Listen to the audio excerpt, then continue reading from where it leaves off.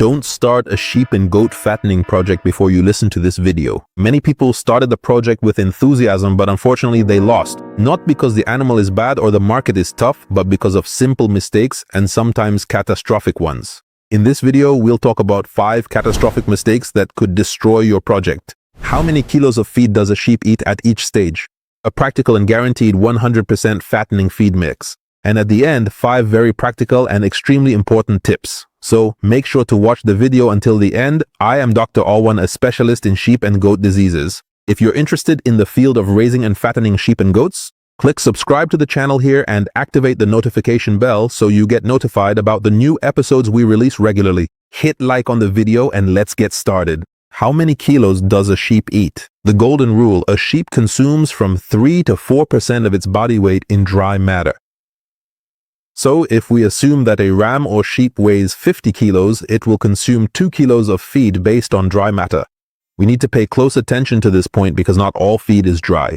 We divide the amount of feed into 2 parts, concentrated feed and roughage like hay or straw. In the second part of the video, we will talk about the protein percentage according to each stage. In the first stage, which is the beginning of fattening, the sheep weighs between 20 and 25 kilos, and this varies depending on the breed. We start with protein at a concentration of 17 to 18%. In the intermediate fattening stage, the protein should be 16%. In the final stage, the protein should be 14%. As the sheep's weight and age increase, the protein percentage is reduced and the energy percentage is increased. This is because at the beginning, the sheep's growth rate is fast, so it needs protein to build muscles or meat. Therefore, increasing the protein in the final stage would be a waste of money and would not increase profit. In the third part, we will talk about the 5 catastrophic mistakes we mentioned earlier. The first mistake is storing the feed incorrectly. If the feed is stored in a damp place or a poorly ventilated area, it will lead to the appearance and growth of fungi. Of course, fungi produce toxins that destroy the liver, reduce immunity, and decrease the benefit gained from the feed. Any moldy feed should be thrown away immediately. Don't try to save money at the expense of the project. The second mistake is ignoring the dry matter percentage. For example, corn or barley contains a moisture content of 10 to 15%, and therefore the animal only benefits from 85% of the feed. The third mistake is not adjusting the protein and energy levels. For example, a lamb or sheep in the initial fattening stage needs 17 or 18% protein, but you are giving it only 12% protein. This is a catastrophic mistake. The fourth mistake is neglecting parasite control. There are 2 types of parasites: external and internal. External parasites include fleas, lice, or mange. Internal parasites include various types of worms, such as nasal bots, lungworms, intestinal worms, or liver flukes. These worms absorb the nutrients, so no matter how well you feed them, without parasite control, there will be no weight gain or productivity. The fifth mistake is using contaminated water or water that is too cold. The water must be clean and regularly refreshed. Its temperature should be appropriate. If the drinking troughs are not cleaned properly, this leads to the appearance and growth of fungi.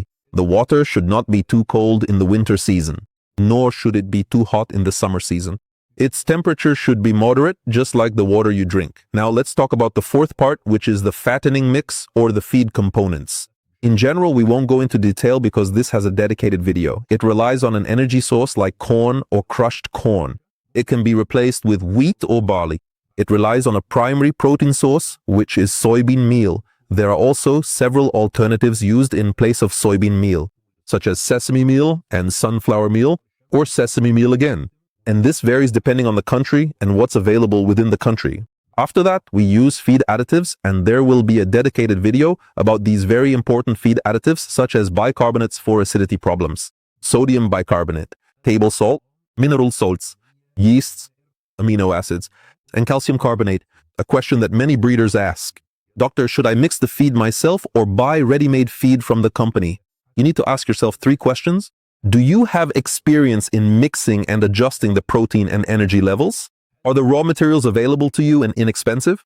Do you have a large number of animals so that mixing yourself would actually save you money? But if you have little experience and a limited number of animals, then ready-made feed will be more suitable for you. The 6th part is very important tips. Use the cheapest energy source available to you. Don't forget the additives like mineral salts and sodium bicarbonate. Water is a very essential factor in conversion because muscles are mainly made up of protein and water. Any new ingredient you want to add to the feed mix must be introduced gradually so that acidosis or rumen problems don't occur. The best bulk feed by far is hay or dried clover, and it has 3 benefits. Number 1, it fills the rumen, so the animal doesn't feel hungry. Number 2, it prevents acidosis. Number 3, it improves digestion. At the same time, clover or especially hay contains a very high protein content, which can reach 16 to 17%, whereas wheat straw, barley straw, or any type of straw available in the country you are in can be used as bulk feed, but it is low in protein, which may only reach 5 to 6%. I hope I was able to convey the information in a simple and easy way. If you found the video helpful and want to see more videos, subscribe to the channel here and activate the notification bell so you get notified about the new episodes we release regularly. If the video was useful to you, hit the like button so the video reaches every farmer who needs to know this important information. If you have any questions, write them in the comments. This was Dr. Alwan, a specialist in sheep and goat diseases with